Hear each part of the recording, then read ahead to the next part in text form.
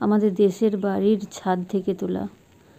শুধু যে বন্যার জলে ভয়ঙ্কর পরিস্থিতি তা নয়, এটার সাথে আমরা কম বেশি সকলেই পরিচিত। আমাদের একটু আনন্দও দেয়, আবার একটু কষ্ট হয়, তবে সেই কষ্টটা এমন কিছু বেশি নয়। কিন্তু এই যে দেখুন একটা সাপ দেখতে পাচ্ছেন কত বড়, এইগুলোই ভয়ঙ্কর। এই যে ছোটোখাটো যখন বন্যা হয় সবাই জাল ফেলে মাছ ধরে যখন রাস্তায় জল থাকে, কিন্তু এই জলটাই যখন বাড়ির মধ্যে ঢুকে যায়, এইবার সবার বাড়ির মধ্যে ঢুকে গেছে। যখন এই ভিডিওটি তুলছিলাম তখন রাস্তার মধ্যে জল ছিল, মনটা একটু ভালো ছিল, খুশি ছিল। কেউ কেউ মাছ ধরছে, জলে লাফালাফি করছে, আনন্দই বলা যেতে পারে। কারণ মাঠে ঘাটে জল দেখলে আমরাও অপেক্ষা করে থাকি বন্যার জন্য।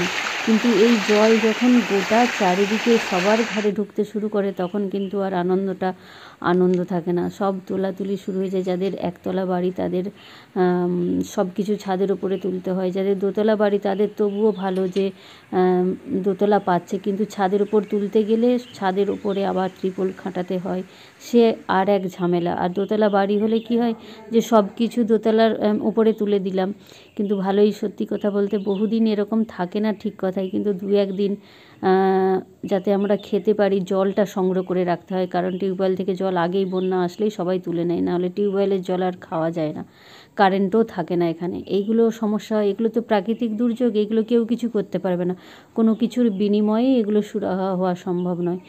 এখন এই পরিস্থিতি, কিন্তু এই মুহূর্তে যে সময় আমি ভিডিওটা আপলোড করব, জাস্ট এই মুহূর্তে আমি 1 ঘন্টা পরেই ভিডিওটা আপলোড দেবো, এই মুহূর্তে আমাদের বাড়ির মধ্যে 1 হাঁটু করে জল, মানে সমস্ত কিছুই প্রায় জলের তলায় চলে গেছে। এবার সব কিছু দোতলাতে তুলে দিতে হচ্ছে, যাদের একতলা বাড়ি ছাদে তুলে দিচ্ছে।